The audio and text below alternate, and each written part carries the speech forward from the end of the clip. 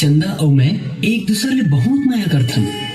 हमार शरीर के साथ साथ हमार आत्मा भी एक हो चुके हैं। देख बाबू, कहाँ चंदा मन बढ़हर के जात और कहाँ हमन समाज में ओकर हमार मेल जोल कभू नहीं हो सके। छत्तीसगढ़ के कोनो कानून और समाज में अतेक दम नहीं है कि हम दोनों ला अलग कर सके। खबरदार, तो माया में अतेक हिम्मत नहीं है कि हमार पुरखा ले आज जाती और परंपरा ला बदल सके।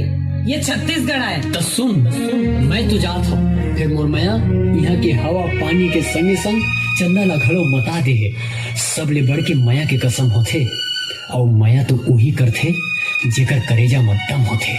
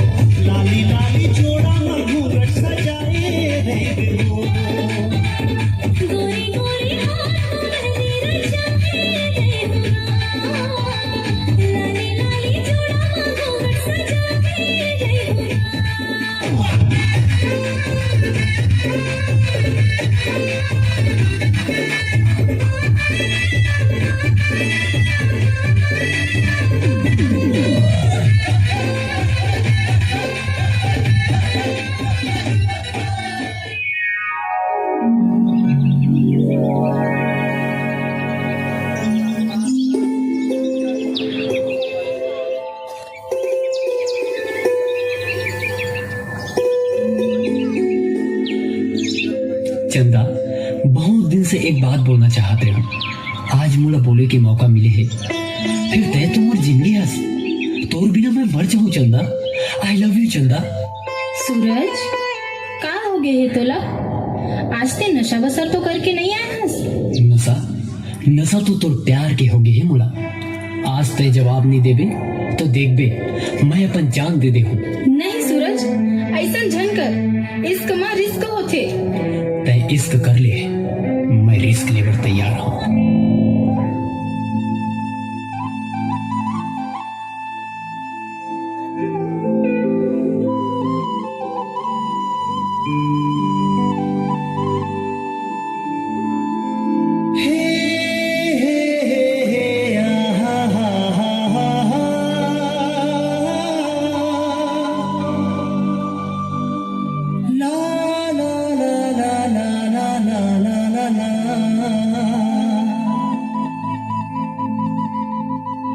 गुलमोहर सही मन लुभाए बुरी, तुर रूप के रंग के लानी रे। झील सही तुर गहरे नयन, पंखुरी होठ गुलाबी रे।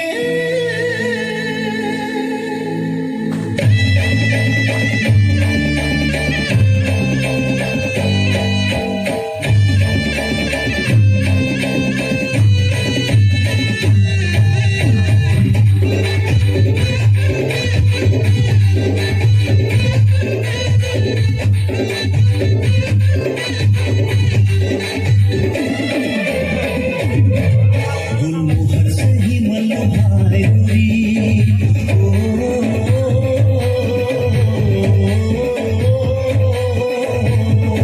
गुलमोहर सही मन लुभाए बुरी। पूरे होठ गुलाबी रे, अंबर से निकल के चाँद धरती लुभाए रे। आँखी डहर ले दिल माँ समाए रे। प्रेम नगर में जैसे इश्क जादिया मेरे। मन भरा सही गयो नाय सजा, जोर हीरो के जैसे रे कावे रे।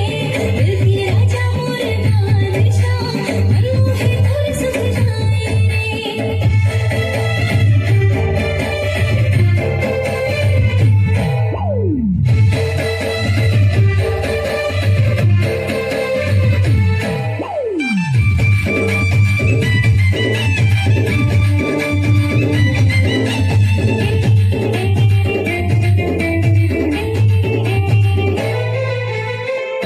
आजा तोला सांस के सरगम बनाना, नैना के फकरे के माँ छुपाना। सजना तोरा नाम के मैंने रचाना, ओढ़नी बना के सीने से लगाना। तै जिंदगी के पास मणि, कोई नहीं आजे सिताया रे। तै जिंदगी के पास मणि, कोई नहीं आजे सिताया रे। सोना झरे तोर बड़े, शिव पूज तोर रे। सरली भेजी भगवान, वरदान पाया रे। मोरे मन पर बन, शहंशाह पाया रे। गुलमोहर सही मन लुभाए बुरी, तुर रूप किरण के लाली रे। झील सही तोर गहरी नयन, अंकुरी होठ गुलाबी रे। दिल के राजा मोर बादशाह, मनो है तोर सुख जाए रे। झील सही तोर गहरी नयन, अंकुरी होठ गुलाबी रे।